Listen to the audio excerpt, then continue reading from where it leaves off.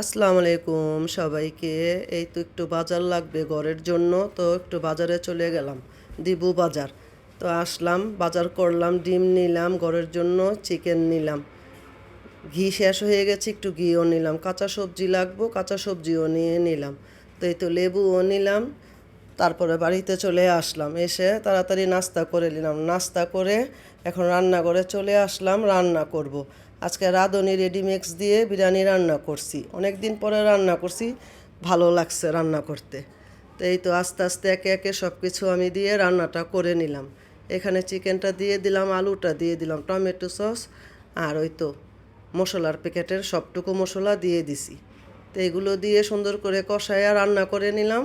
আজকে আমি সাদা পোলাও রান্না করে একসাথে মিলিয়ে দিলাম, তারপরে একটু ক্যারোটা দিয়ে দিছি। তারপর আজকে আবার একটু মাখা সালাদ করব। বিরিয়ানি, পোলাও, পরোটা এগুলির সাথে মাখা সালাদটা খেতে ভালো লাগে। এখানে একটু গুঁড়া দুধ দিলাম, সব কিছু একসাথে দিয়ে মেখে নিলাম। এই তো খাওয়া দাওয়াও করে নিলাম, গোসল করলাম, রান্নাঘরের কাজ করলাম,